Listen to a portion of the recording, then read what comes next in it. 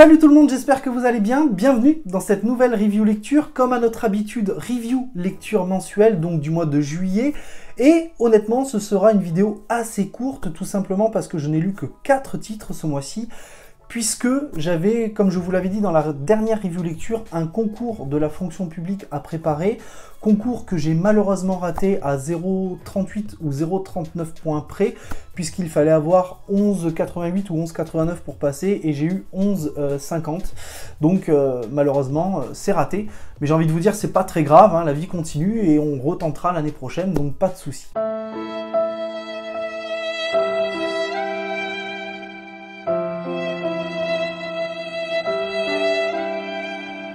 Et on commence tout de suite avec le premier tome qui est le Batman Kiri tome 1, qui est la suite directe de Batman Metal que je n'avais pas forcément apprécié. En tout cas, les 3 tomes m'avaient laissé assez amer honnêtement, mais je pense être quelqu'un d'assez persévérant honnêtement, maintenant vous le savez, et je n'aime pas rester sur une défaite. Et puis c'est vrai que j'ai quand même eu dans l'ensemble des retours plus ou moins positif de certaines personnes sur l'event Metal et notamment New Justice et Doom War, je crois qu'il est la conclusion de New Justice. Donc je me suis dit pourquoi pas, il faut que je tente, il faut que j'essaye. Après tout, je suis peut-être passé à côté en tant que lecteur. Et c'est vrai que le Batman Kiri tome 1 est une agréable surprise puisque il est meilleur que le Batman Metal. Alors quand je dis que c'est meilleur que Batman Metal, ça n'en fait clairement pas le comics de l'année, hein, attention. Mais Scott Snyder est un peu meilleur sur ce comics tout simplement parce qu'il se concentre sur Batman et sur sa relation avec le Batman Kiri qui rentre directement en opposition avec lui. Et je dirais même que le Batman Kiri est son opposition la plus intime, en fait, en tant que protagoniste. Et dans ce comics, c'est vrai que Snyder a moins tendance à se perdre en nous présentant différents chevaliers noirs, comme dans Batman Metal, puisqu'ici il nous en présente un, peut-être 2 de mémoire, je ne sais plus. Et il fait revenir notamment des personnages en plus que j'apprécie, donc forcément ça joue un peu sur mon ressenti, comme notamment le fils de James Gordon, que j'aime beaucoup et que je vous avais présenté dans une autre vidéo. Mais il y a un mais, et ce n'est pas du Snyder sur de l'indé, c'est du Snyder sur Urban, et on le sait, Snyder avait des plans, des idées parfois farfelues ou saugrenues pour Batman, et dans ce récit, encore une fois, il nous noie d'informations, il en fait beaucoup trop, ce qui rend la lecture dans son ensemble complètement inconfortable, qui m'a fait lire le comics en 4, 5, voire 6 fois, ce qui me dérange en fait, parce que ce genre de comics, avec le même type de contenu, j'arrive largement à le lire en 1 heure, 1 heure et demie de temps, donc c'est vrai que je me suis posé la question, est-ce que c'est moi qui n'accroche pas? Oui, sûrement, et pourquoi je n'accroche pas? Tout simplement parce que ça a tendance à partir en vrille de tous les côtés, et c'est dommage. C'est dommage parce que, comme je vous l'ai dit, il se concentre vraiment sur Batman et sur sa relation avec le Batman Kiri, puisque, voilà, Batman a tendance à vouloir devancer les plans du Batman Kiri qui redevance Batman, puisque, d'une certaine manière, et là, attention, spoil, il est Batman, et en plus, on a des dessins qui sont quand même très corrects, qui sont de Joke qu'on avait notamment découvert sur Batman Sombre Reflet par exemple, donc je suis un peu déçu honnêtement de cette lecture, et malgré tout je me suis fait violence, j'ai enchaîné sur le tome 2, le Batman Kiri, les infectés, et là c'est la catastrophe. C'est la catastrophe, parce que si le Batman Kiri tome 1 avait quand même quelque chose à nous proposer en termes de contenu et était un peu meilleur que Batman Metal, ce tome 2 c'est une catastrophe. C'est une catastrophe. Et ce tome n'a absolument rien d'exceptionnel, si ce n'est que le Batman Kiri qui veut dominer le monde, parce que c'est génial de dominer le monde, veut infecter, comme son titre l'indique, 6 super-héros pour en faire une team de super méchants et avoir son espèce de Sinister Six de chez DC Comics. Et en plus, le récit, très honnêtement, est cassé par de nombreuses interludes, par de nombreux tie-in, qui n'apportent pas grand chose finalement, qui ne sont pas vraiment pertinents. Et je dirais même que c'est comparable, vous savez, à l'anime Naruto, qui, lors de chaque gros combat, était cassé par des flashbacks qui nuisaient à la qualité du récit. Et c'est vraiment dommage. C'est vraiment dommage. Mais il y a quand même un bon point à noter dans ce récit, c'est l'apparition de personnages qu'on ne voyait plus, ou qu'on ne voit quasiment pas chez Urban, comme notamment Blue Beetle, il me semble. Et les dessins, voilà, c'est du David Marquez, donc c'est pas mauvais. Mais dans ce récit-là, c'est pas non plus exceptionnel. Et ouais, c'est dommage. C'est vraiment dommage parce que, encore une fois, c'est ce que je dis, hein, c'est que le Batman Kiri avait peut-être quelque chose à la base à proposer, mais malheureusement, c'est pas bon. C'est pas bon.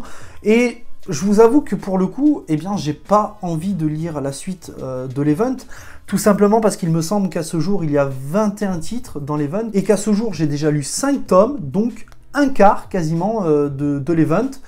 Et c'est pas bon, c'est pas bon. Enfin, on peut pas, à un moment, on ne peut pas se dire je vais créer un event et le premier quart de l'event va être moyen pour que le reste soit meilleur. Non, c'est juste pas possible. Malheureusement, ce n'est pas possible. Donc, bien, je vais abandonner là et je vais revendre l'event, je pense, tout simplement. Et puis, ben, cet argent profitera à d'autres comics, à d'autres éditions qui me feront plaisir et qui seront meilleurs, qui m'apporteront de meilleures lectures, j'ai envie de vous dire. C'est pas grave. Et on continue tout de suite avec Lock and Key Ciel et Terre chez iComics. 3 histoires courtes en 88 pages à 10,90 €, qui nous ramènent à Key House dans 3 époques différentes et dans 3 ambiances différentes, et qui mettent largement en avant, encore une fois, tout le talent du duo de Joe Hill et de Gabriel Rodriguez, qui sont encore une fois très solides sur ce comics. Et ce comics est intéressant, pertinent, puisqu'il nous apporte des informations, des compléments d'informations sur des clés, sur des lieux que l'on ne connaissait pas forcément, et même sur l'évolution de Key House et de la famille Locke au fil du temps. Malheureusement, ces 3 récits sont suffisamment courts pour m'empêcher de rentrer dedans, d'accrocher, encore une fois, parce que je pense sincèrement que ce tome, j'aurais dû pouvoir le lire directement après le tome 6 pour rester vraiment dans l'ambiance Lock and Key et ne pas en décrocher entre les deux. Et malgré tout, hein, même si moi je n'ai pas accroché et je n'ai pas forcément aimé, la première histoire est très mignonne, très poétique et nous montre au travers des yeux d'un père, quelque chose d'assez métaphorique que j'ai trouvé très sympathique quand même. Mais voilà, j'ai pas accroché parce que beaucoup trop court. Au niveau de la deuxième histoire, du deuxième récit, on est sur une ambiance un peu plus gangster, qui vont s'attaquer donc à la famille Locke et qui donc vont s'attaquer à la mauvaise famille et qui vont prendre très très cher. Et dans ce deuxième récit, j'ai eu l'impression de me retrouver dans Plunge, qui était bourré d'insultes et de vulgarité. Et je trouve que ça, notamment dans le deuxième récit, ça m'a complètement décroché du deuxième récit. Sans parler de la troisième histoire qui, en 6 pages, se présente un peu comme un teaser, donc je trouve ça dommage. Et au final, la question qu'il faut se poser, c'est est-ce que ce tome est dispensable ou non? Eh bien, je dirais ça dépend. Si vous êtes un énorme fan de Lock and Key, je pense que ce tome est complètement indispensable et que vous devez le lire quoi qu'il arrive. En plus, pour 10,90 €, vous ne perdez rien honnêtement. Donc, lisez-le sans problème. Par contre, si vous avez juste bien aimé Lock and Key dans son intégralité, mais que vous ne pensez pas avoir loupé d'informations dans la série et dans votre lecture, je pense que vous pouvez largement passer à côté. Maintenant, si cette lecture vous tente, comme je viens de le dire, 10,90 €, c'est pas la mort, hein. C'est 2 kebabs, donc concrètement, allez-y, foncez et faites-vous votre propre avis.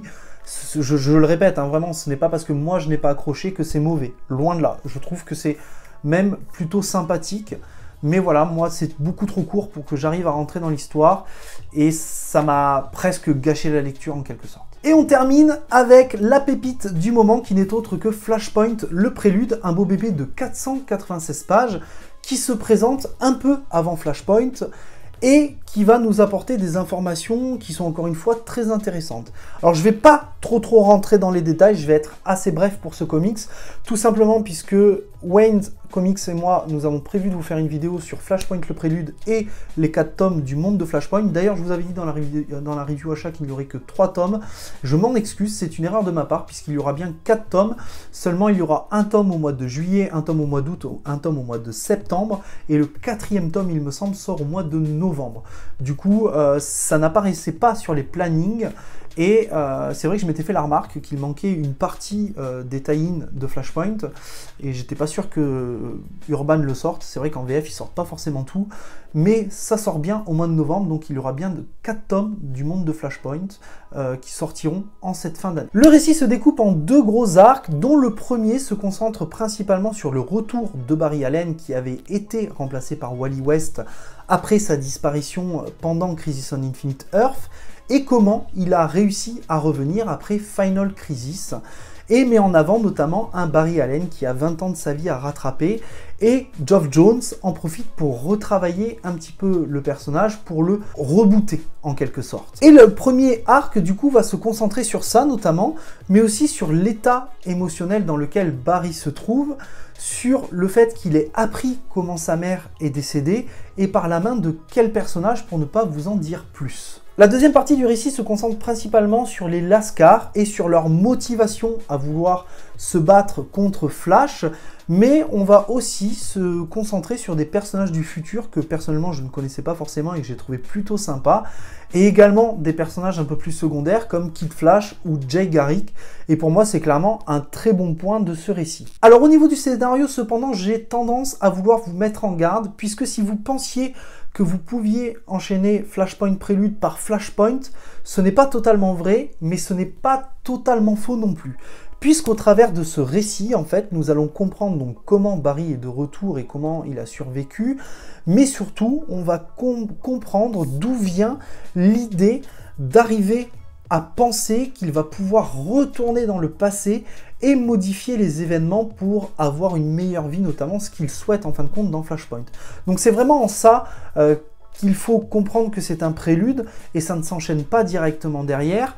Cependant, je trouve que ce comics est vraiment pertinent, nous apporte beaucoup d'informations, comme je vous l'ai dit, et les dessins sont vraiment agréables. Honnêtement, c'est un comics que j'ai lu en 2 soirs, je me suis éclaté à le lire, et je pense que c'est un comics que je rouvrirai à un moment, parce que c'était juste trop bien.